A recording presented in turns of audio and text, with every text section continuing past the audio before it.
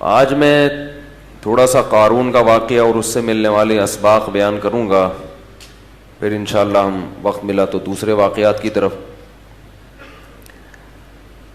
بنی اسرائیل میں کچھ لوگ مالدار بھی تھے، جن میں ایک قارون بھی تھا۔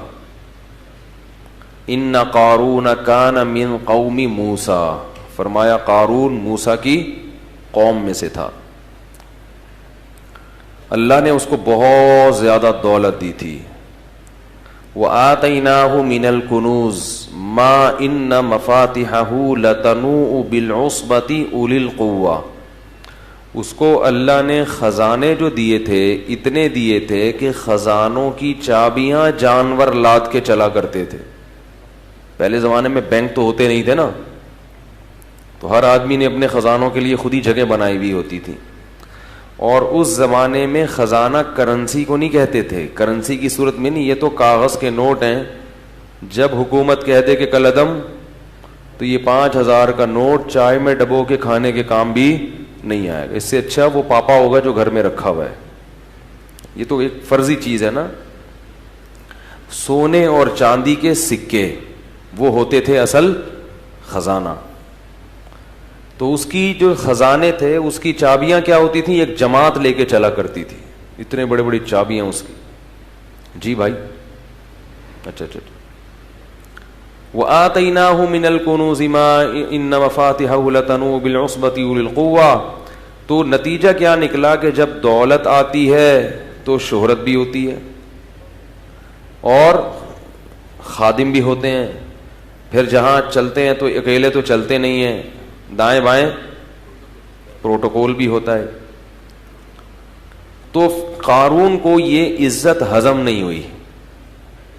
دیکھو بہت کم لوگوں کو پیسہ راس آتا ہے، اور عزت بھی بہت کم لوگوں کو راس آتی ہے۔ عزت ملتی ہے تو اپنی اوقات انسان بھول جاتا ہے، پیسہ ملتا ہے تو اپنی اوقات بھول جاتا ہے۔ تو قارون بھی کیا ہوا، جب پیسہ آیا تو اوقات بھول گیا۔ تو جو قارون کی قوم میں نیک لوگ تھے انہوں نے قارون سے کہا لا تفرح ان اللہ لا يحب الفرحین، اتراؤ مت، اللہ اترانے والے کو پسند نہیں کرتا۔ تواضع کرو بھئی، یہ کس کی دین ہے؟ اللہ کی۔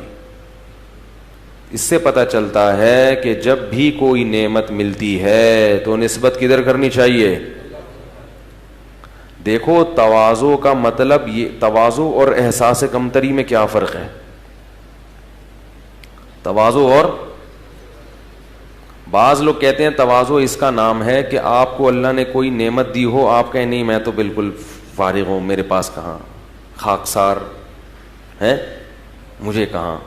اگر میں نے کہہ دیا کہ ہاں یہ میرے پاس، میرے پاس یہ کوالٹی ہے، نعمت ہے، تو کہیں تکبر نہ ہو جائے۔ لوگ کرتے ہیں نا، اس کو تکبر نہیں کہتے۔ اگر آپ کے پاس نعمت ہے اور آپ کو پتہ ہی نہیں کہ اللہ نے مجھے کوئی صلاحیت دی ہے، تو یہ تواضع نہیں ہے، یہ احساس کمتری ہے، جس کی وجہ سے آپ کبھی بھی ترقی، انسان کو یہ پتہ ہونا چاہیے کہ میرے اندر کیا خصوصیات ہیں، کیا کوالٹیز ہیں اور کیا برائیاں ہیں، تاکہ برائیوں سے بچنے کی کوشش کرے اور اپنی صلاحیتوں سے فائدہ اٹھائے۔ وہ فریب خوردہ شاہی جو پلا ہو کر گسوں میں، اسے کیا خبر کہ کیا ہے راہ و رسم شاہ بازی۔ شاہین کا جو بچہ تھا نا، انڈا، وہ کہیں گدھوں کے گھونسلے میں چلا گیا۔ گدھ جانتے ہیں، وہ جو مردار کھاتا ہے اس کی شکل بھی بڑی مکروسی ہوتی ہے، سر کے وہاں بال اڑے ہوئے ہوتے ہیں اس کے پیچھے کے گدی کے، مردے نکال کے کھاتا ہے وہ۔ اور شاہین بڑا خاندانی جانور ہے، اس کی شکل بھی خوبصورت۔ اللہ نے جانوروں کو جو جیسے کام دیے نا اسی حساب سے ان کی شکل بھی بنائی ہے۔ یہ بھی اس کی علامت ہے کہ یہ کائنات اتفاق سے وجود میں نہیں آئی، اس کو ایک سوچے سمجھے منصوبے کے تحت ڈیزائن کیا گیا ہے۔ شیر کی شکل بھی کیسی ہے؟ شیروں والی، اور گیدڑ سالہ حرکتیں جیسی گیدڑوں والی، تو منہ بھی گیدڑوں والا ہے اس کا۔ کتے کی شکل بھی کیسی ہوتی ہے؟ کتے جیسی ہوتی ہے۔ تو ہر جانور کو نا اسی حساب سے بنایا ہے۔ لوگ کہتے ہیں نا کتے کو کتا کیوں کہتے ہیں؟ کہتے ہیں حرکتیں کتے جیسی ہیں اس کی۔ کتے کو کتا کیوں کہا جاتا ہے؟ حرکتیں کتے جیسی ہوتی ہیں۔ تو شاہین جو ہے وہ بڑا خوبصورت جانور ہے, شکار کر کے کھاتا ہے, اور اس کے شکار کا اسٹائل اور انداز بڑا خوبصورت ہوتا ہے. کبھی دیکھیں آپ, اس پہ سرچ کریں یوٹیوب پہ. تو اب وہ جو اس کا انڈا تھا نا شاہین کا, اس کی مادہ کا انڈا, وہ کہیں گدھوں کے گھونسلے میں رہ گیا. اب وہ بڑا ہوا تو اس کو یہ پتہ ہی نہیں کہ میں کیا ہوں, شاہین ہوں. حرکتیں اس نے گدھوں جیسی شروع کر دی, وہی گھٹیا حرکتیں, مردار کھانا, مردے سونگنا جا جا کے, کبھی جھپٹنا پلٹنا اور شکار کرنا اور عقابی نگاہیں ڈالنا. یہ چیزیں کیا ہوا, دیکھتا بھی ایسے ٹیڑھی آنکھوں سے تھا. عقاب تو ایسے دیکھتا ہے نا, ایسے دیکھا, وہ عقاب کی آنکھیں بہت تیز ہوتی ہیں. شاہین کی, شکرے کی, یہ جو جانور ہے نا, یہ ان کی بڑی تیز آنکھیں ہوتی ہیں. تو اس پہ علامہ اقبال نے بڑا پیارا شعر کہا ہے, وہ فریب خوردہ شاہین, وہ شاہین جو بیچارہ فریب میں آ گیا ہو, دھوکے میں آ گیا ہو, جو پلا ہو کرگسوں میں, کرگس کہتے ہیں گدھ کو, اسے کیا خبر کہ کیا ہے راہ و رسم شہباز جو ہے نا, اس کے طور طریق کیا ہوتے ہیں, اس کا لائف اسٹائل کیا ہوتا ہے. اس شاہین کو بیچارے کو کیا پتا جو گدھوں میں رہا ہو. تو جو شاہین گدھوں میں رہا اور اس کو اپنی کوالٹیز کا علم نہیں ہے, تو ہم یہ نہیں کہیں گے اس میں اتنی تواضع ہے کہ یہ ماننے کے لیے تیار ہی نہیں ہے کہ میں شاہین ہوں. یہ ہر وقت خاکسار گدھوں کی طرح کس پہ جاتا ہے, کبھی جھپٹنے کی پلٹنے کی کوشش نہیں کرتا. تو یہ تواضع نہیں ہے, یہ احساس, بولو بھائی, کمتری, اپنی صلاحیتوں کا احساس ہی نہیں ہے. جب صلاحیت کا احساس ہی نہیں ہوتا تو آپ اور زیادہ دبتے چلے جاتے ہیں. تو اس لیے انسان کو اپنی صلاحیتوں کا علم ہونا چاہیے. انسان بڑی صلاحیتیں دی اللہ نے انسان کو. آپ کے پاس ایک صلاحیت نہیں ہے تو کوئی دوسری ہوگی.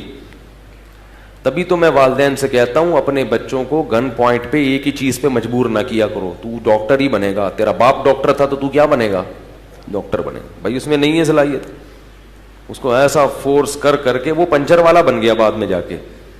ٹھیک ہے, وہ کہیں کا بھی نہیں رہا, حالانکہ اس میں کسی اور چیز کی صلاحیت تھی, مگر آپ وہ نہ ادھر کا رہا نہ ادھر کا رہا. پنچر کی دکان کھول کے, جائز کام ہے پنچر کی دکان, کوئی برا کام نہیں ہے, لیکن جو والدین بنانا چاہتے تھے وہ تو نہیں بنانا, بن گیا وہ. اور اگر ڈاکٹر بن بھی گیا تو لوگوں کو مارے گا وہ, کیونکہ جس چیز کی آپ میں صلاحیت نہیں ہوتی, آپ اگر وہ بن جائیں تو کیا کرتے ہیں, بن تو سب کچھ, ہمارے ملک میں ہر آدمی سب کچھ بن جاتا ہے. جب لوگ مفتی بن سکتے ہیں بغیر علم کے اور محقق بن سکتے ہیں, تو ڈاکٹر انجینئر کس کھیت کی مولی ہے بھائی, محقق بنے ہوئے لوگ. تو اس لیے اپنی صلاحیتوں کا علم نہ ہونا یہ کیا ہے, احساس کمتری. لیکن آپ میں کوئی صلاحیت ہے نہیں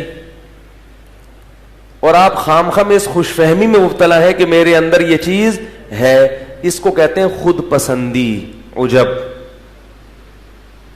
نہیں آ رہی یار, بعض لوگوں کو میں فنٹر گیری بھی کہہ سکتے ہیں آپ, اس کو کیا کہہ سکتے ہیں, فنٹر گیری.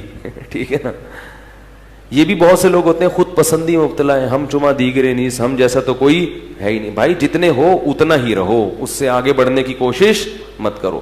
یہ باطن کی برائیاں ہیں, دل کی برائیاں ہیں جو انسان کو تباہ کر دیتی ہیں. تو جو صلاحیت ہے اس کا علم ہو, مگر اس صلاحیت کو اپنا کمال اگر سمجھنا شروع کر دیا تو یہ تکبر ہے جو اللہ کو پسند نہیں ہے. یعنی یہ سمجھنا شروع کر دیا میرا کمال ہے, یہ آپ کا کمال نہیں ہے, یہ صلاحیت گاڈ گفٹڈ ہے, اللہ کی طرف سے آپ کو گفٹ میں ملی ہے, بلکہ بھیک میں ملی ہے. گفٹ تو اپنے جیسوں کو دیا جاتا ہے, ہم تو کیا ہیں, بیکاری. بیکاری بھیک پہ فخر, ابے بول لو بھائی, بھیک پہ فخر تھوڑی کرتا ہے. اگر اللہ نے کسی کو اچھی آواز دی, کسی کو ذہن اچھا دیا, کسی کو شکل اچھی دی, کسی کو طاقت بہت زیادہ دے دی, کسی کو دولت بہت زیادہ دے دی, تو مانے کہ اللہ نے دیا ہے مجھے. نہیں مانے گا تو ناشکری ہوگی, احساس کمتری بھی ہے, ناشکری بھی ہے. مانے مگر یہ کہے کہ کس کا کمال ہے, اللہ کا. لہذا جب یہ اقرار کرے گا اور دل میں بھی سوچے گا تو اترائے گا نہیں, کیونکہ انسان اپنی چیزوں پہ اتراتا ہے، جو بھیک میں ملی ہوئی ہو اس پہ اتراتا نہیں. اس کی مثال دیتا ہوں. دیکھو ایک جی نہیں، کل میں نہیں ہوں گا دنیا میں، انشاءاللہ ہوں گا یہاں. اچھا اچھا اچھا ٹھیک ہے جی. کل بروز پیر مور خرگیہ رجن، پھر اعلان کرتا ہوں آخر میں. تو اس کی مثال ایسے جیسے کوئی بھکاری تھا، دھوتی بنیان میں آپ کے گھر آیا، پھٹے ہوئے کپڑے، بیچارے کو نہانے کے لیے پانی بھی نہیں اس کے پاس، بدبو جسم میں آ رہی ہے، نہ کھانے کو روٹی، نہ پہننے کو کپڑا، نہ سواری، کچھ بھی نہیں. آپ تھے بہت بڑے سیٹ. تو آپ نے کیا کیا، اس بھکاری پہ ترس کھایا، اس کو پہلے تو واش روم لے گئے، اس کی سروس کروائی آپ نے. اتنا میلا ہو چکا تھا کہ دھونے سے کام نہیں چلا، اس کی باقاعدہ سروس کروائی، ڈیٹول سے، تیزاب سے دھویا آپ نے اس کو، ٹھیک ہے نا، میل نکلا اس کے اندر سے. پھر آپ نے اس کو 3 پیس سوٹ پہنایا، ٹائی 3 پیس سوٹ، پوری صفائی کی، اس کی اسپرے کیا اس کے اوپر خوشبو کا. پھر آپ نے اس کو اچھا مرغن سا کھانا کھلایا، اس کی جیب میں آپ نے نوٹوں کی گڈی ڈال دی، اسے اچھی سی آپ نے گاڑی دی. تو وہ شرم سے گڑا جائے گا نا، ہے یا ان چیزوں کے بعد وہاں کھڑے ہو کر یوں یوں کرنا شروع کر دے گا اور ایسے ایسے اپنا سینہ کرنا شروع کر دے گا، اور گاڑی والے کیا ہے بھائی، کون ہو، کس سے ملنے آئے ہو، جانتے نہیں ہو میں کون ہوں، ایسا کرے گا. وہ باہر نکلے گا اتنی شرم سے، گاڑی میں بیٹھے گا، یار میں کہاں، اور یہ سوٹ کہاں، یہ گاڑی کہاں، میں تو رکشے کے بھی قابل نہیں ہوں، اور مجھے اس سیٹھ نے کیا کیا میرے لیے. محلے میں بھی جائے گا تو بڑا عاجزی انکساری کے ساتھ، تاکہ لوگ دیکھ کے یہ نہ بولیں ابے ہم تجھے جانتے ہیں کہ تو کیا تھا.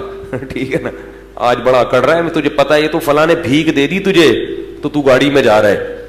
تو ہمیشہ گاڑی چلائے گا تو اکڑ کے، یہ نہیں کہ رکشے والوں کو اوورٹیک کرتا ہوا گزرے، کہ تم پیچھے رہو، موٹر سائیکل والوں کو سائڈیں مارتا ہوا گزرے، اور ہر ایک کو اپنی گاڑیاں دکھائے، وہ دیکھو میری گاڑی، میرا جو ہے وہ بار بار نوٹوں کی گڈی دکھائے. اور دکھانے سے مقصد کیا ہو، غریبوں کی توہین. وہ شرم سے گڑا رہے گا، جو بھی کہے گا ماشاءاللہ کہے گا بھائی میں تو، تمہیں پتا ہے میں کیا ہوں، میری اوقات کیا، مجھے تو وہ سیٹھ صاحب ہیں انہوں نے یہ دے دیا. اگر آپ زیادہ اکڑو گے تو آپ کو ڈر کیا ہوگا کہ سیٹھ صاحب یہ چیزیں واپس نہیں کہ میں نے تجھے دیا ہے اور تو نے محلے کا دادا بن گیا ہے اور ہمیں ہی میاؤں کرنا شروع کر دیا. آپ اسی سیٹھ کو ہی میاؤں کر رہے ہو بعد میں آ کے، کون ہے بے تو سیٹھ بولے گا یہ پاجامہ اتار، بولے گا نا یہ تو نے پاجامہ پہنا ہوا ہے نا یہ اتار، چل شاباش. تو اسی طرح بالکل اللہ کا معاملہ ہے. اللہ کہتے ہیں میری نعمتیں حاصل کرو، ان کو استعمال بھی کرو، اکڑو نہیں، غریبوں کی توہین مت کرو. گاڑی والا رکشے والے کو حقیر مت سمجھے، رکشے والا پیدل والے کو حقیر مت سمجھے. لوگوں سے یہ نہ کہو میرا کمال، میرا کمال، بولو کس کی دین، اللہ کی دین. شکر گزار بنو. شکر سے انسان میں اور عاجزی پیدا ہوتی ہے، اور تکبر سے انسان میں اکڑ پیدا ہوتی ہے، فرعونیت پیدا ہوتی ہے. سمجھ رہے کہ نہیں سمجھ رہے؟ تو قارون میں بھی ٹیکنیکل فالٹ ہو گیا تھا کہ اس کے پاس جب پیسہ آیا تو اپنی اوقات کو بھول گیا. تو اللہ بھی جب یہ تو سب اللہ دے رہا ہے نا، اور ہم بھی اپنی اوقات کو بھول جاتے ہیں. ہماری اوقات کیا ہے؟ ایک بزرگ تھے، ان سے کسی وقت کے متکبر نے کہا کہ تو مجھے جانتا نہیں ہے میں کون ہوں. وہ بزرگ کے سامنے اس نے کیا کہا کہ آپ کس سے بات کر رہے ہو، آپ کو پتہ نہیں ہے میں کون ہوں؟ تو ان بزرگ نے کہا میں تیرا ماضی بھی جانتا ہوں، تیرا حال بھی جانتا ہوں، اور تیرا فیوچر بھی، مستقبل بھی جانتا ہوں. وہ بڑا حیران ہوا کہ اس کو تو میرے بارے میں ساری معلومات ہیں، پھر یہ ایسے مجھ سے ایسے کیوں بات کر رہے ہیں؟ انہوں نے کہا بتا میرا ماضی کیا ہے. اس کا خیال تھا یہ بتائیں گے تو بہت بڑے وڈیرے کا بیٹا ہے، سردار کا بیٹا ہے، یہ تیرا ماضی ہے. حال یہ کہ تو خود سردار ہے، مستقبل یہ کہ اگلے الیکشن میں تو ہی صدر بننے والا ہے. تو اس کا خیال تھا کہ یہ میرا ماضی اور حال اور مستقبل بتایا جائے گا. آواز آ رہی ہے سب لوگوں کو؟ تو اس نے کیا بتایا ان بزرگ نے؟ ان کا تیرا ماضی یہ کہ تو پانی کا ایک گندا اور غلیظ قطرہ تھا، کپڑوں پہ لگ جائے تو دھوئے بغیر نماز نہ ہو، جسم سے نکلے تو غسل کیے بغیر طہارت حاصل نہ ہو، وہ غلیظ چیز تھی جس سے اللہ نے تجھے بنایا. اور حال یہ ہے کہ تیرے پیٹ میں ابھی بھی کئی کلو گندگی بھری ہوئی ہے. ذرا سی ہوا خارج ہو, گندگی نہ نکلے, صرف وہاں ہوا جو پاس ہو کے آئے گی نا وہی اگر نکل آئے تو لوگ اپنی ناک کو پکڑ کے بھاگ جائیں گے یہاں سے. ہر وقت پیٹ میں گندگی لے کے تو کیا کرتا ہے, گھومتا ہے 24 گھنٹے. اور تیرا مستقبل یہ ہے کہ ادھر تیری روح نکلی اور ادھر تیرے جسم میں سڑاند پیدا ہونا شروع, پھول کے پھٹ کے کیڑے پڑ جائیں گے. اس زمانے کے لوگ بڑے نرم دل ہوتے تھے, فوراً وہ توبہ کر لی. اس نے کہا آپ نے بالکل صحیح کہا. اصل تو یہ ہے, ماضی بھی گندا, حال بھی گندا, اور مستقبل تو بہت ہی گندا. تو یہ انسان اپنی اوقات بھولتا ہے اور پھر کیا کرتا ہے, وہ میں اکڑ, غریبوں کو, جو اپنے سے کمتر لوگ ہیں ان سے تمیز سے بات کرنا چھوڑ دیتا ہے. یہ بہت غضب والی بات ہے. تو فرعون صاحب بھی, قارون بھی اپنی اوقات بھولے. جب بھی انسان اپنی اوقات بھولے نا تو واش روم میں سوچنا چاہیے کہ ہماری اوقات ہے کیا, کتنی گندگی. ایک دفعہ کسی نے کہا کہ وہ آغا خانیوں کے بارے میں کہ وہ اپنے وہ جو ہے نا ان کا بڑا, اس کو خدا سمجھتے ہیں. تو وہ دلائل دے رہے تھے دوسرے عالم کہ بھائی وہ خدا کہاں سے ہو گیا. وہ بڑے ٹیکنیکل دلائل نا کہ بھائی وہ تو عاجز ہے, وہ تو یہ بھی نہیں. تو ایک صاحب بیٹھے ہوئے تھے, انہوں نے کہا کہ بھائی ان سے بولو کہ جب وہ واش روم جایا کرے نا تو کسی دن دیکھ لیں اس کو واش روم میں کہ یہ کیا ہے, تمہارا خدا ہے. کتنے عیب اللہ نے انسان کے ساتھ لگا دیے. اس لیے انسان, ہمارے حضرت فرمایا کرتے تھے کہ تکبر ہمیشہ احمق اور بے وقوف آدمی میں ہوتا ہے, عقل مند کبھی بھی متکبر نہیں ہوگا. ہمیشہ یہ احمقوں اور بے وقوفوں کا کام ہے. عقل مند کو پتا ہوتا ہے کہ ہماری حیثیت کیا ہے. 2 منٹ لگتے ہیں عزت جانے میں بھی, دولت جانے میں بھی, صحت جانے میں بھی. بڑے بڑے پہلوان ہیں, کوئی بیماری لگی ہڈیوں کا ڈھانچہ بن گئے, 2 منٹ لگتے ہیں انسان کو تباہ ہونے میں, پھر بھی اکڑتا ہے میں یوں میں یوں میں یوں. تو قارون کو حضرت موسیٰ علیہ السلام نے فرمایا, ان کی قوم نے کہا لا تفرح, اتراؤ مت, ان اللہ لا يحب الفرحین. یاد رکھو اگر کسی کو اللہ نے دولت دی ہے, وہ اچھی گاڑی میں گھومتا ہے, اس کے ساتھ نوکر چاکر ہوتے ہیں, تو یہ عمل شریعت میں ناجائز نہیں ہے. بعض لوگ نا شریعت کو سمجھتے نہیں ہیں اور ہر جگہ فٹ کرنا شروع کر دیتے ہیں قرآن کی آیتیں. اترانا کسے کہتے ہیں یہ میں نے آپ کو بتا دیا. محض خادم کثرت سے رکھنا, خدمت گزار. اگر اللہ نے آپ کو پیسہ دیا تو آپ خادم رکھ سکتے ہو, 10 خادم رکھو, آپ خادم بھی رکھو, گاڑی بھی اچھی رکھو, کپڑا بھی اچھا پہنو, لگژری لائف اسٹائل اختیار کرو. تو اللہ کی نعمتوں سے لطف اندوز ہونا یہ تکبر نہیں ہے, اللہ کی نعمتوں پہ اترانا یہ کیا ہے, تکبر ہے. علماء نے مسئلہ بیان کیا ہے, فقہا نے, کہ اگر کوئی شخص کسی مالدار گھرانے کی خاتون سے شادی کرتا ہے, جس خاتون کے گھر میں خود کام کرنے کا رواج نہیں ہے, اتنے لگژری لائف اسٹائل ہے ان کا کہ ان کے ہاں نوکر کام کاج کرتے ہیں, عورتیں گھر کے کام نہیں کرتی. تو فقہا نے لکھا ہے کہ اگر ایسے گھرانے سے آپ بیوی لے کر آئے تو آپ اس سے گھر کی خدمت نہیں کرا سکتے, بلکہ آپ کو اس کے لیے نوکر کا انتظام کرنا پڑے گا. کیوں؟ قرآن کہتا ہے عاشروہن بالمعروف, عرف کے مطابق ان سے پیش آؤ. تو ان کا عرف یہی ہے کہ ان کے ہاں کام, پیسہ اللہ نے زیادہ دیا ہے تو بھائی وہ کہتے ہیں ہمیں پیسہ ہے تو ہم کیوں پکائیں روٹی, ہم نوکر رکھ لیں گے.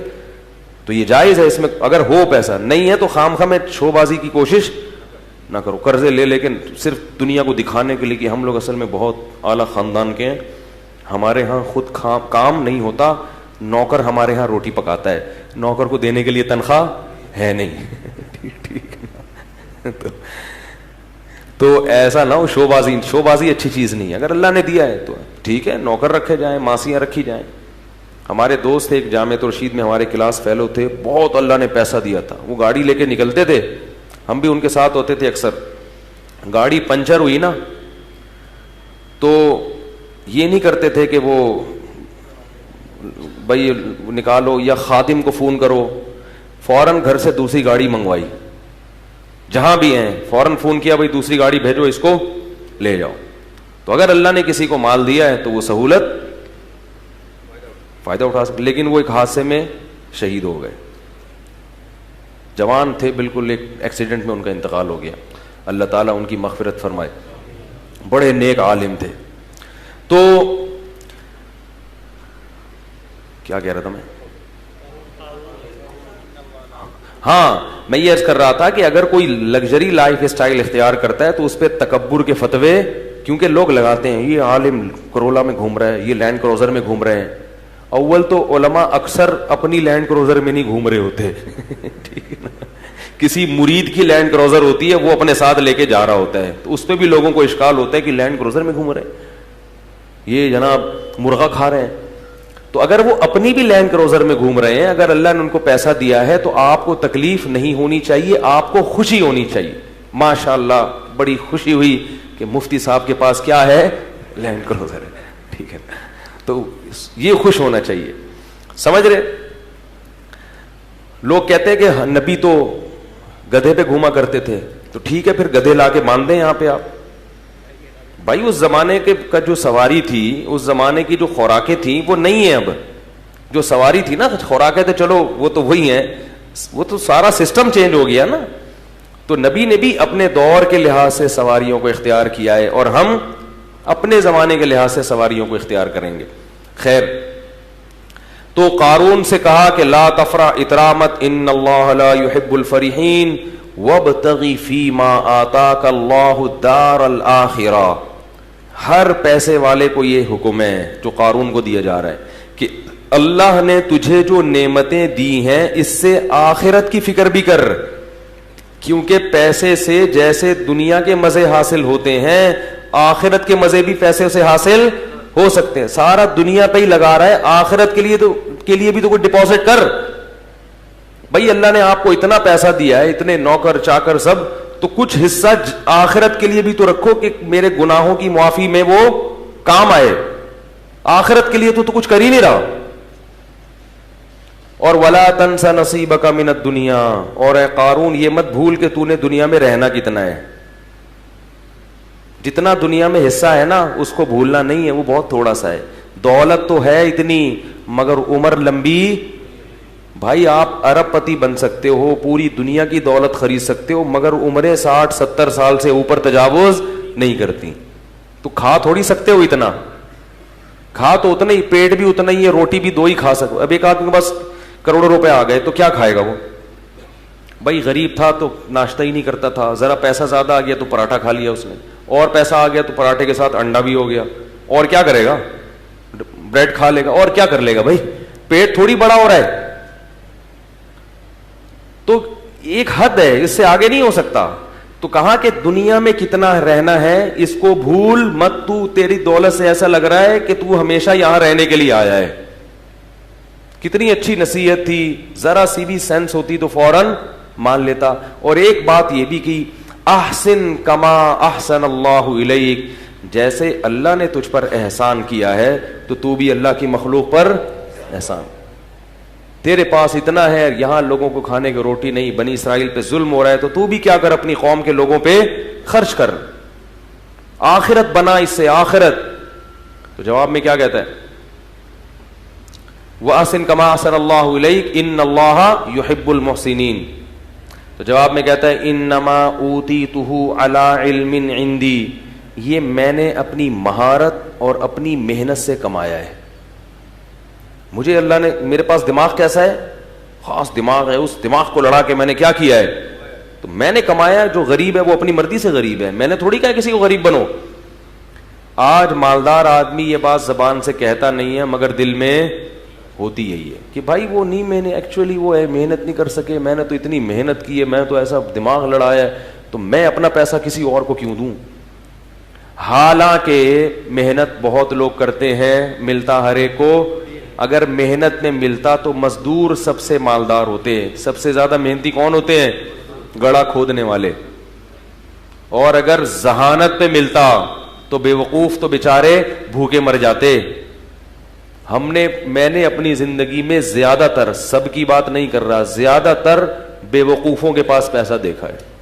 سب نہیں, بہت ذہین لوگوں کے پاس بھی ہوتے ہیں, لیکن زیادہ تر کس کے پاس ہوتا ہے؟ امام شافعی نے اسی لیے تو کہا لو کان بالحیل الغنا لوجدتنی بنجوم اقطار السماء تعلقی لیکن من رزق الحجا حرم الغنا ضدان مفترقان ای تفرقی. کہتے ہیں جس ایسا لگتا ہے, امام شافعی کہتے ہیں جس کو اللہ نے عقل دی ہے اس سے رزق چھین لیا. ٹھیک ہے, جس کے پاس دماغ ہے اس کے پاس اکثر جیبیں بیچارے کی خالی ہوتی ہیں. ضدانی مفترقانی, کہتے ہیں ایسا لگتا ہے یہ دونوں ایک دوسرے کی بالکل اپوزٹ ہیں, جمع ہی نہیں ہو سکتے. ہوتے ہیں لیکن ایک شاعری میں تو تھوڑا مبالغہ کیا جاتا ہے نا کسی بات کو بتانے کے لیے. آگے کہتے ہیں لیکن مل رزق لو کان بالحیل الغنا لوجدتنی, اگر ہیلے سے محنت سے پیسہ مل جاتا تو مجھے دیکھتے بنجوم اقطار السماء تعلقی, آسمان کے ستاروں پہ پہنچا ہوا ہوتا. یعنی ایک لوگوں کی ایک حالت بیان کر رہے ہیں. آگے بتاتے ہیں کہ پیسہ ملتا ہے قسمت سے. اس کو ایک شعر میں بڑے پیارے انداز سے سمجھایا, فرمایا اذا سمعت بان محروما اتا اذا سمعت بان مشدودا حوا عودا فاثمر في يديه فصدقي واذا سمعت بان محروما اتا ماء ليشربه فغاض فصدقي. بڑا ٹائٹ شعر ہے. کہتے جب تم سنو کہ ایک خوش قسمت آدمی تھا, کوئی اسباب نہیں اس کے پاس, کوئی وسائل نہیں, لیکن اس نے کیا ایک ٹہنی پکڑی اور ٹہنی نے اس کے ہاتھ میں پھل دینا شروع کر دیے, تو تصدیق کر دیا کرو خوش قسمتوں کے ساتھ ایسا ہوتا ہے. ان کو پودے لگانے کی ضرورت, کھیتی باڑی کی ضرورت نہیں ہوتی, وہ جس کام میں ہاتھ ڈالیں وہ پھل دینا, وہ ٹہنیاں ان کے ہاتھوں میں پھل دیتی ہیں. اور کہا کہ وَإِذَا سَمِعْتَ بِأَنَّ مَحْرُومًا أَتَى مَاءً لِيَشْرَبَهُ فَغَاضَ فَصَدِّقِي. اور جب سنو کوئی بدقسمت آدمی ہے جس کے کام اللہ نے ارادہ کیا ہے کہ صحیح ہو گئی نہیں, تو اس کو بیچارے کو پیاس لگی, پانی نظر آیا اور دیکھا کنواں پانی سے کیا ہے بھرا ہوا, وہ خوش ہو گیا, چلو پانی تو ملے گا, چلو کچھ نہیں مل رہا پانی تو ملے گا. وہ کنویں کے قریب آیا اور پانی اس کو دیکھ کے نیچے ہو گیا. انہوں نے کہا فحققی, اس کی بھی تصدیق کر دیا کرو, بدقسمتوں کے ساتھ ایسا ہوتا ہے. سارے اسباب ہوتے ہیں لیکن ان کو نہیں ملتا. تو یہ سب کس کی دین ہے بھائی؟ اللہ کی. یبسط الرزق لمن یشاء, جس کے لیے چاہتا ہے رزق کے دروازے کھول دیتا ہے. ویقبض, جس کے لیے چاہتا ہے دروازے بند کر دیتا ہے. جس کو رزق کثرت سے دیتا ہے اس کو بھی آزماتا ہے, اور جس پہ رزق کے دروازے تنگ کرتا ہے اس کو بھی آزماتا ہے. تو یہ بتا دیتا ہے کہ جس کے پاس پیسہ ہے اس کو اترانے کی ضرورت نہیں, تھوڑے دن میں یہ بھی چھن جائے گا. اور جس کے پاس غربت ہے اس کو بے صبری کی ضرورت نہیں ہے, یہ غربت تھوڑے دن میں ختم. مر جاؤ گے تو پھر نوٹوں کی کفن میں جیب اس لیے تو نہیں ہوتی نا, کفن میں تو کچھ بھی نہیں ہے. قبر کھود کے دیکھو تو پتہ ہی نہیں چلے گا کہ یہ کوئی مالدار آدمی تھا, غریب تھا, آفیسر تھا, چپڑاسی تھا, سب ایک ہی طرح کے کپڑے پہن کے سو رہے ہوتے ہیں, کوئی پتہ ہی نہیں چلتا. کیڑے سب پہ ایک ہی جتنے ہوتے ہیں. یہ نہیں کہ غریب کی لاش پہ کیڑے زیادہ ہوں گے, دولت مند کی لاش پہ کیڑے کم ہوں گے کہ یہ آفیسر تھے, ایسا نہیں ہے. کیڑے یہ نہیں دیکھتے, ٹھیک ہے نا. تو اس کو یہ کہا تو وہ جواب میں کیا کہتا ہے, انما اوتیتہ علی علم عندی. بھائی میرے پاس ایسے ہنر ہے, ایسے فنون ہیں جن کی وجہ سے میں نے پیسہ کمایا. اللہ کو غضب آیا, اللہ نے فرمایا اولم یعلم ان اللہ قد اہلک قبلہ من القرون, اس کو پتہ نہیں ہے کہ تجھ سے بڑے بڑے لوگ اللہ نے ہلاک کر دیے پہلے, ان کے واقعات سے عبرت حاصل کر. فخرج علی قومہ فی زینتی, ایک دن اپنے جاہو لشکر کے ساتھ, اپنی زینت کے ساتھ نکلا کہیں باہر. قال الذین یریدون الحیات الدنیا, وہ لوگ جو لوگوں کی گاڑیاں بنگلے دیکھ کے رالیں ٹپکاتے ہیں نا, وہ کہنے لگے یا لیت لنا مثل ما اوتی قارون, ہائے کاش ہمیں بھی کچھ ایسا, ہمیں تو کوئی سالہ پوچھتا ہی نہیں ہے, کہتے ہیں نا لوگ. ایک آدمی ایک محلے میں گیا نا, کہہ رہے شکر ہے میری عزت نہیں ہے اس محلے میں. لوگوں نے پوچھا کیوں؟ کہہ رہے ورنہ بےزتی ہو جاتی بہت.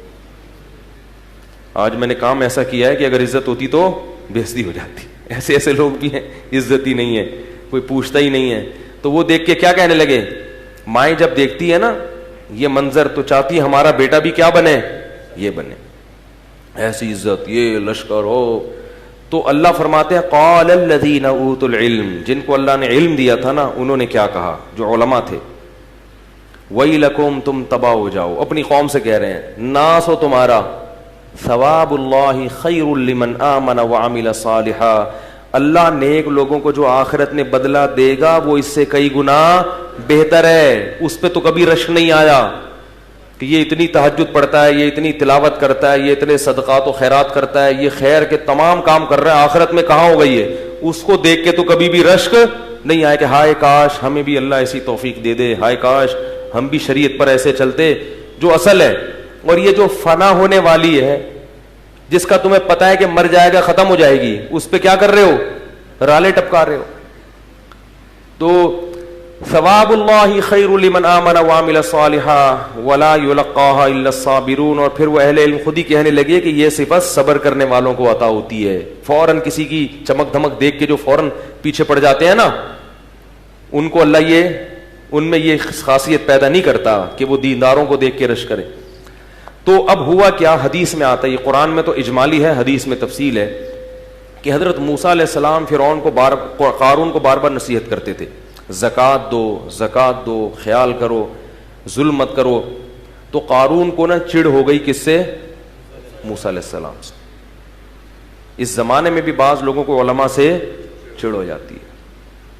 جو سیکولر طبقہ ہے نا، ان کو بہت زیادہ چڑ ہوتی ہے علماء سے، کیونکہ ان کی راہ میں سب سے بڑی رکاوٹ کون ہوتے ہیں، علماء ہوتے ہیں.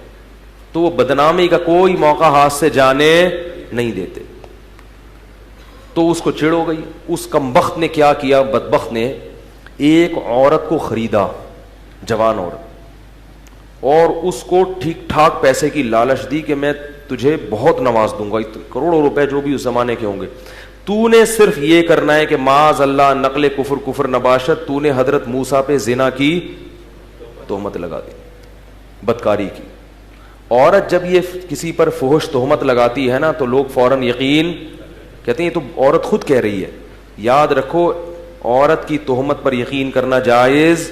میں یہ نہیں کہہ رہا کہ عورت ہمیشہ غلط تہمت لگاتی ہے، مگر خواتین تہمت لگانے میں جب کسی سے دشمنی ہو جائے نا تو سب سے بڑا حربہ عورت کے پاس کیا ہوتا ہے، کسی پر فحش تہمت، کہ اس سے میرے سے تعلقات ہیں، اس کے ناجائز تعلقات ہیں، اور اس نے میرے سے یوں کیا اور ایسے کیا.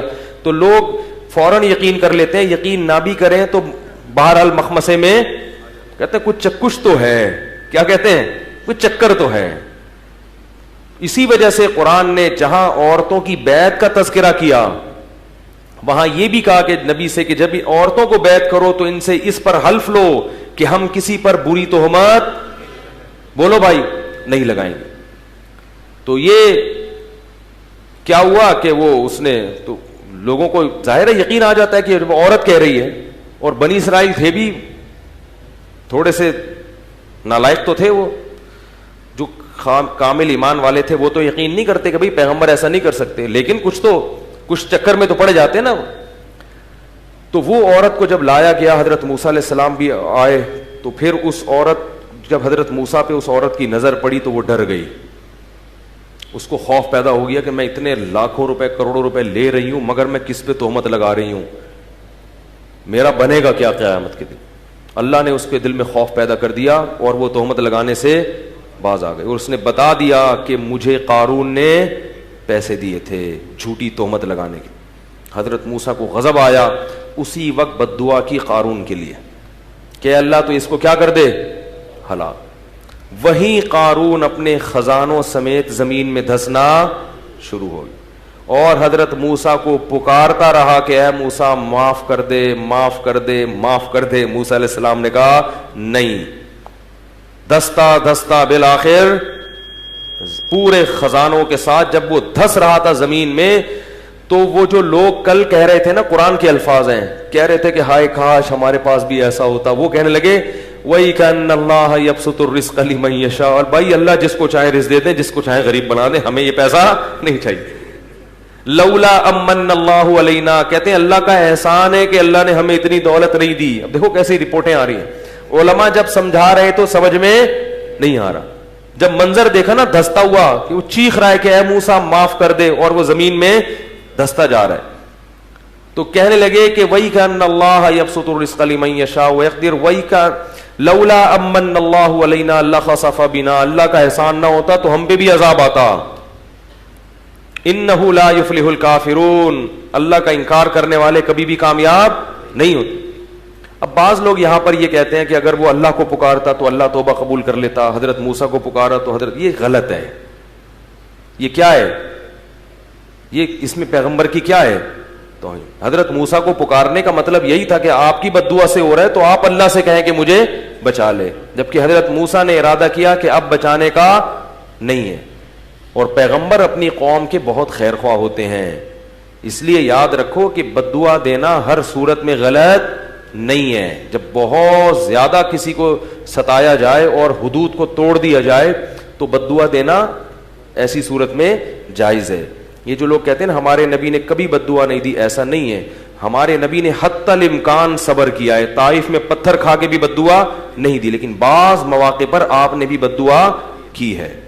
بہت زیادہ معاملہ ہوا اور آپ کے صحابہ کو قتل کر دیا دھوکے سے، تو آپ نے باقاعدہ قنوت نازلہ پڑھی ہے پھر. تو اس لیے اگر کوئی کسی کے خلاف بہت سخت مجبوری میں آ کے بد دعا کرتا ہے تو یہ تقوی کے خلاف نہیں ہے. ایک صحابی رسول تھے، ان پر کسی عورت نے، مجھے ان صحابی کا نام ذہن سے نکل گیا، ان پر کسی مرد نے کچھ بری کوئی تہمت لگائی تھی، تو ان صحابی نے بد دعا کی. بصرہ میں تھے غالباً وہ، کہ فوراً اس شخص کے خلاف بد دعا کی. اس نے بھی ایسے کسی جھوٹی تہمت لگائی، گناہ کی طرف منسوب کیا.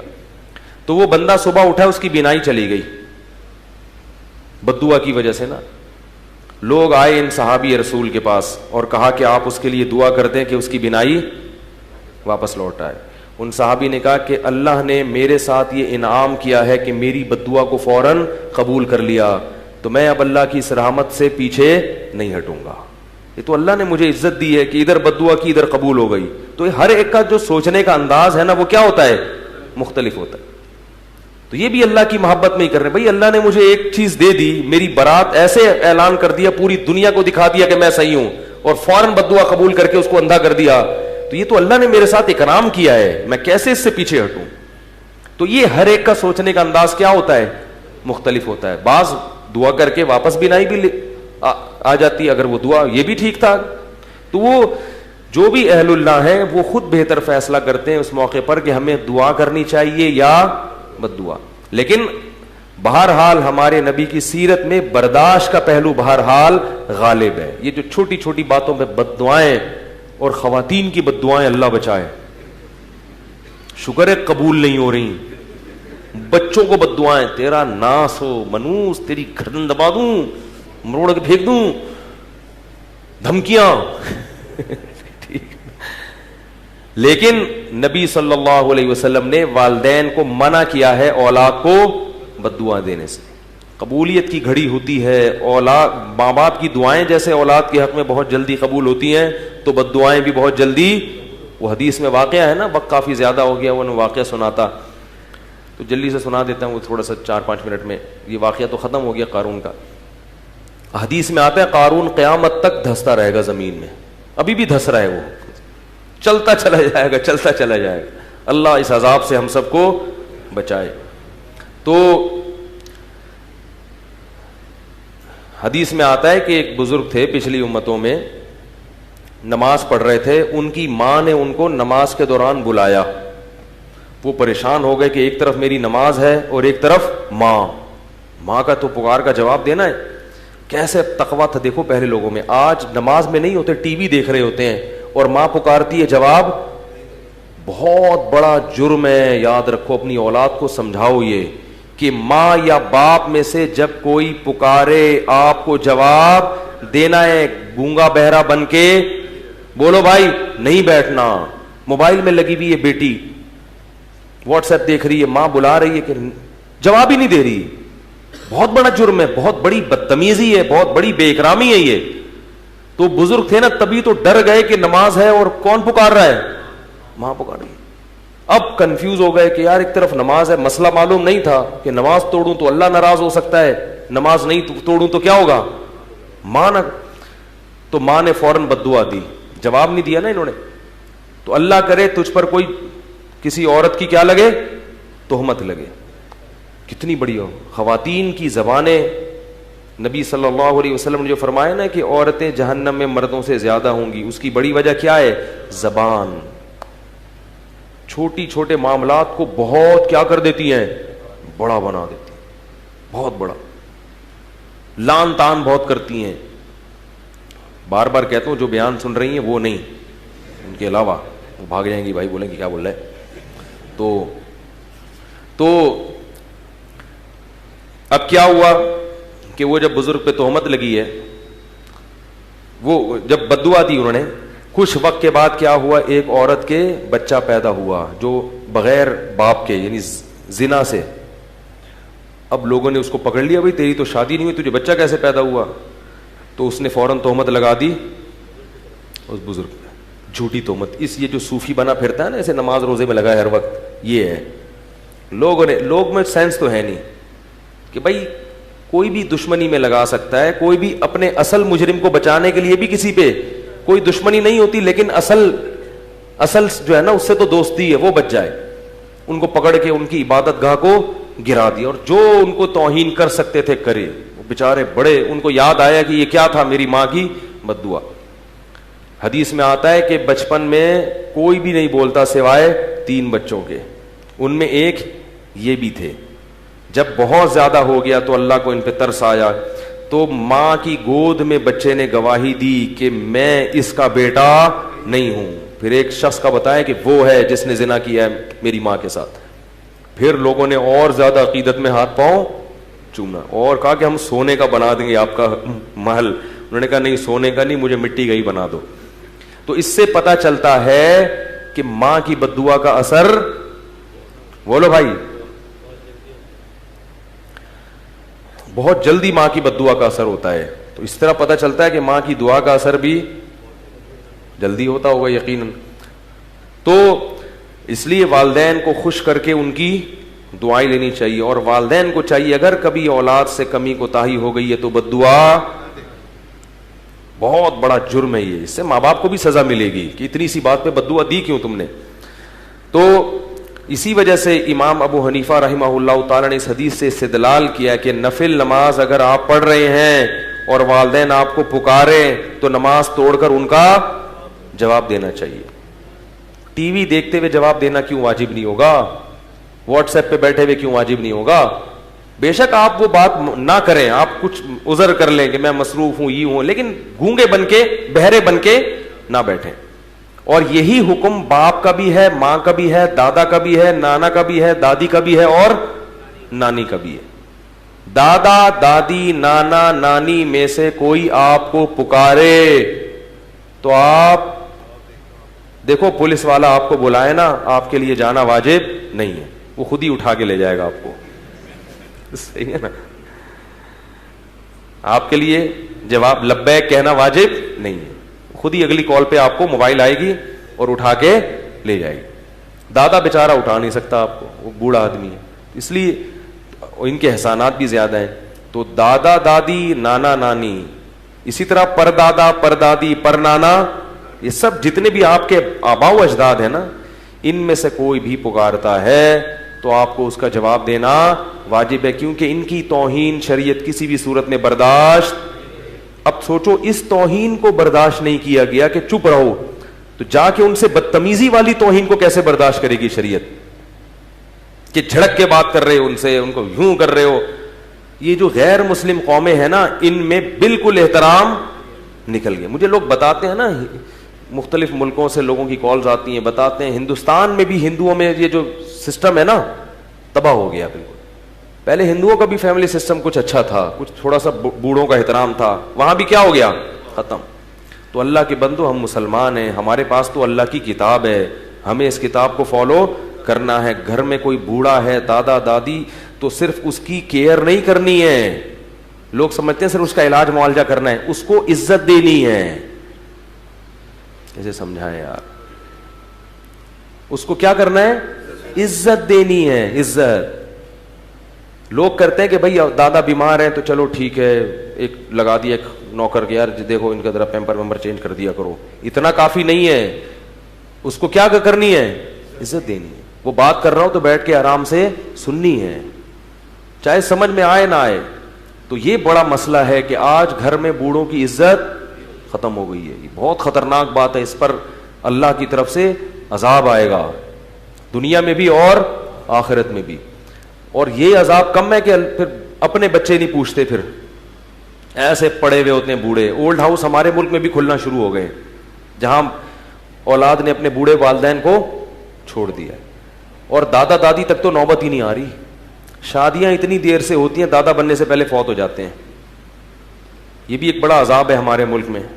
خاندان پورا مکمل ہی نہیں ہوتا کہ پہلے ہی دنیا سے, جو ابا ہے وہ دادا لگ رہا ہوتا ہے. ابا تو جوان ہوتا ہے. کچھ دن پہلے ایک صاحب آئے, میں نے کہا یہ آپ کے چھوٹے بھائی کی عمر کتنی ہے؟ انہوں نے کہا بھائی نہیں بیٹا ہے میرا. میں نے کہا جی السلام علیکم. میرا یہ فائدہ ہوتا ہے کس کا؟ جلدی شادی کا. بیٹے جوان ہو, جوانی میں تو بچے پالے جاتے ہیں, بڑھاپے میں تو آپ اس قابل ہوتے ہو کہ بچے آپ کو پالے ہیں. اس وقت آپ چھوٹے چھوٹے بچوں کو پال رہے ہوتے ہو. تو یہ سارا فیملی پلاننگ نے کیا کر دیا ہے؟ تباہ کر دیا معاشرے. اللہ تعالیٰ سے دعا ہے کہ ہم نے اس صورت میں جو کچھ پڑھا سنا, اللہ ہمیں سمجھنے کی, عمل کرنے کی توفیق عطا فرمائے. اعلانات سن لیں. بھائی سہیل کو کینسر ہو گیا, اللہ خیر کرے, دعاؤں کی درخواست ہے. کون سے بھائی؟ یہ جو اپنے والے سہیل ہیں, بہرحال جو بھی سہیل صاحب ہیں. والد والدہ دین کا کام نہیں کرنے دیتے, رکاوٹ کرتے ہیں, کیا کریں؟ کام کریں مگر ان سے لب و لہجہ اچھا رکھیں. میری ایک تو اردو کی رائٹنگ کا بیڑا غرق ہو گیا ہے یار.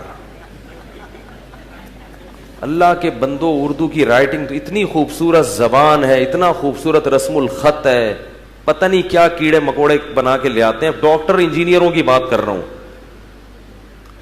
اسکولوں میں سکھا ہی نہیں رہے ہیں. رائٹنگ تو اچھی کر لو یار. دکان کو پتہ نہیں کیا لکھا ہوا ہے, فکس پرائز کی دکان ہے. لوگ کہتے ہیں فکس پرائز رکھنا ٹھیک ہے بھائی, آپ کی مرضی, جس چیز کی جو پرائز رکھیں. ہر مال 2 روپیہ, پٹھانی آواز لگاتے, ہر مال 20 روپیہ. 20 صدر میں دیکھو فیس پہ دانے نکلتے ہیں جس کی وجہ سے وضو ٹوٹ جاتا ہے. ہلکا سا خون نکلنے سے وضو نہیں ٹوٹتا. خون نکل کے جب اپنی جگہ سے بہہ کے دوسری جگہ چلا جائے گا پھر جا کے وضو ٹوٹے گا. اور فیس پہ جو دانے نکلا کریں اس کو پھوڑا نہ کریں, ہمیشہ کے لیے نشان پڑ جاتا ہے. یہ جو ہے نا ایلو ویرا, گھی کوار, یہ بڑی خاندانی چیز ہے. اس کا پودا اپنے گھر میں لگائیں. جن کو فیس پہ دانے, خارش, کھجلی یہ چیز ہوتی ہے نا, تو وہ اس کا پیسٹ بنا کے منہ پہ لگا لیں تھوڑی دیر کے لیے, پھر دھو لیں. تو اس سے وہ جراثیم کیا ہوتے ہیں. اور یہ جو کریمیں مارکیٹ میں آ رہی ہیں نا فیس کو فریش کرنے کے لیے, یہ فیس کا بیڑا غرق کر رہی ہے. ایک ڈاکٹر کی بات بتاؤں, بہت بڑے ڈاکٹر ہیں, انہوں نے یہ بات کہی, میں نے خود براہ راست سنی ہے, کہ جو بھی چیز کھانے پینے کی جس کا ایڈورٹائز آ رہا ہے وہ نہ کھاؤ. نہیں آ رہی بات. ہر وہ چیز جس کا ٹی وی پر یا اخبار میں ایڈورٹائز آ رہا ہے کہ یہ صحت کے لیے بہت اچھی ہے, کھائیں, وہ کیا کرو؟ نہیں کھاؤ. ٹھیک ہے نا. کوئی آپ کی صحت کے لیے کوئی ایسی کمپنی اب تک وجود میں نہیں آئی ہے جو لوگوں کو صحت میسر کرنے میں کی کوشش میں لگی ہوئی ہو. جتنی کمپنیاں بنتی ہیں پیسہ کمانے کے لیے, کیونکہ صحت کے لیے جو چیزیں ہوتی ہیں ان میں وہ ذائقہ بسا اوقات نہیں ہوتا, سمجھ رہے ہو نا. تو ٹیسٹ گین, اب دیکھو ملائی, جو بلائی ہم کھاتے ہیں, جو پیکنگ کی بلائیاں ہیں ان میں ذائقہ اچھا ہوتا ہے. جو آپ بھینس کے دودھ سے اوپر اتارتے ہو اس میں ذائقہ ہوتا ہے, وہ ذائقہ نہیں ہوتا. تو یہ جو کمپنیاں ہیں نا, یہ پیسہ کمانے کے لیے ہیں, یہ آپ کو صحت دینے کے لیے. صحت تو ڈاکٹر نہیں دے رہا آپ کو آج کل, اللہ ماشاء اللہ چند جو بیان میں بیٹھے ہوئے ان کے علاوہ ڈاکٹر جو ہے, صرف وہی جو ڈاکٹر ہے وہ آپ کے ساتھ خیر خواہ نہیں ہے. تو کمپنیاں آپ کو جناب ایسی کریمیں دیں گی جس سے آپ کی جلد اچھی ہو جائے, وہ صرف شادی میں جانے کے لیے اچھی ہوتی ہے. کریم لگائی آپ نے ولیمے میں گئے, لوگ کہنے واہ بھائی ماشاء اللہ بڑے نور آیا ہوا ہے. 2 دن کے بعد وہ نور شارٹ, جو پہلے سے زیادہ بھی جو نحوست تھی نا, معذرت کے ساتھ, نور بھی گیا اور پہلے سے زیادہ نحوست. شیمپو, میں الحمدللہ کبھی شیمپو میں نے اللہ ماشاء اللہ ہمیشہ صابن سے نہاتا ہوں. اسی وجہ سے میرے بال اب تک کالے ہیں. میرے جتنے بھائی ہیں ان کے بال دیکھو, میرے ابھی تک کوئی کالا کولا نہیں لگا رہے, سب کالے بال ہیں میرے. تو میں نے کبھی شیمپو نہیں لگایا. یہ شیمپو وقتی طور پر ریشمی بال اور یہ ایسا آدمی کہتا ہے واہ بھائی واہ, اس کے بعد اس کی عادت, اس میں کیمیکل ہوتے ہیں, اس کی عادت پڑتی ہے آپ کو. نہیں لگائیں گے تو جیسے اسپرے آ رہا ہے نا, یہ جو آپ کھیتوں میں اسپرے کرتے ہیں، ان اسپرے جو اسپرے ہے نا، انہوں نے ہماری کھیتیوں کا کیا کر دیا ہے، بیڑا گرک۔ اب اگر وہ اسپرے نہیں کرے تو کھیتی پیدا ہی نہیں ہوتی۔ تو اپنے آپ کو ان مصنوعی چیزوں کا عادی بولو بھائی مت بناؤ۔ تو اگر یہ جو خاص طور پہ خواتین کے ساتھ مسائل ہوتے ہیں، یہ ایلو ویرا ہے، اسی کی جیل ہے، اسی کی جیل کی دوائیں بنتی ہیں، وہ لے لیتے ہیں۔ ارے بھائی یہی اللہ نے پیدا کر دیا، اسی کو لگا لو، ٹھیک ہے، یہی کمپنی میں جائے گی، اس میں 2-3 چیزیں وہ اپنی طرف سے ملائیں گے، اس کو سیو کرنے کے لیے کیمیکل ڈال دیں گے، پھر وہی 10 گنا زیادہ قیمت پہ بیچیں گے۔ وہ لگا رہے ہیں لوگ، جس میں سائڈ افیکٹ بھی ہیں۔ اور جو اللہ نے اتنا آسان رکھ دیا، یہ ایلو ویرا امریکہ میں اتنا مہنگا ہے، کسی نے بتایا کہ کوئی تجارت کرنا چاہتا ہے نا، ایلو ویرا کے جیل بنا کے ایکسپورٹ کرنا شروع کر دے۔ اور ہمارے ہاں یہ جگہ جگہ اگا ہوا ہوتا ہے۔ اس دن میں احسن آباد سے گزر رہا تھا، ایک آدمی نے اتنے ایلو ویرا کے پودے لا کے پھینکے، بولا یار یہ میں نے اٹھا لیے وہ، میں نے کہا لے بھائی، میں نے اپنے سب بچوں کو لے جا کے نا چمچے سے بھر کے کھلا دی، میں نے کہا کھا لو، کیونکہ یہ اس میں بڑے پروٹین ہوتے ہیں، بچوں کے لیے بہت مفید ہے یہ۔ تو اس طرح کی قدرتی چیزیں استعمال کر لیں، شیمپو ویمپو کی بجائے سر میں دہی لگا لیں معذرت کے ساتھ، صحیح نا، اپنے خرچے پہ انڈا ونڈا لگا لیں۔ تو شیمپو بھی کرنے تو کر لیں، گھر میں پھڈے بازی نہ کریں جا کے۔ وہ ایسا ہوتا ہے خواتین کے فون آتے ہیں، میاں نے شیمپو کی بوتلیں توڑ دی آپ کا بیان سن کے۔ اب اتنا نہ کریں، وہ استعمال اگر کر رہی ہے تو کرنے دیں، اس کو سمجھا دیں بیگم اس سے وقتی فائدہ ہے، باقی فائدہ نہیں ہے۔ مان جائے ٹھیک ہے، نہیں مانے تو بس چلو لے آؤ شیمپو لے آؤ۔ کوئی حلال و حرام کا مسئلہ نہیں ہے، کوئی جنت، اور یہ نہیں کہ جو شیمپو نہیں لگائے گا وہ جنت میں جائے گا اور جو شیمپو لگایا وہ کہاں جائے گا، جہنم میں۔ اتنا بڑا مسئلہ نہیں ہے یہ۔ تو کیا بات چل رہی تھی، دیکھو والدہ کا وراثت میں بیٹے اور بیٹیوں کا حصہ کس طرح تقسیم کیا جاتا ہے، اسی طرح جس طرح ابا کی وراثت میں کیا جاتا ہے، بیٹے کا دگنا بیٹی کا آدھا۔ جلدی دو بھائی۔ کل بروز پیر بعد نماز عشاء تراویح، کل میرا یہاں بیان نہیں ہوگا، کہاں ہوگا وہ اناؤنس ہم انشاءاللہ فیس بک پہ اپنے پیج پہ، کل میرے 2 بیانات ہوں گے تراویح کے بعد، تو وہ کس وقت ہوں گے کہاں ہوں گے وہ میں فیس بک پہ جو میرا پیج ہے نا اس پہ ہم لوکیشن بھی ڈال دیں گے اور ٹائم بھی بتا دیں گے۔ یہاں کل بیان ہوگا حضرت صوفی فیروز عبداللہ میمن صاحب کے خلیفہ مجاز ڈاکٹر خرم اقبال صاحب دامت برکاتہم تشریف لائیں گے۔ حضرت فیروز میمن صاحب کے خلیفہ ہیں ڈاکٹر خرم صاحب، کل ان کا یہاں انشاءاللہ ایک بیان ان کا پہلے ہو بھی چکا ہے، ایک اور بیان ان کا انشاءاللہ ہوگا۔ تمام حضرات سے شرکت کی استدعا ہے۔ کل بروز پیر مورخہ 11 جون بعد نماز ظہر انشاءاللہ مفتی طلحہ زبیر صاحب دامت برکاتہم اصلاحی بیان فرمائیں گے۔ کل ظہر کے بعد بھی بیان ہے مفتی طلحہ زبیر صاحب کا، کافی ہے میرا خیال ہے۔ سبحانک اللہم و بحمدک نشہد ان لا الہ الا انت نستغفرک۔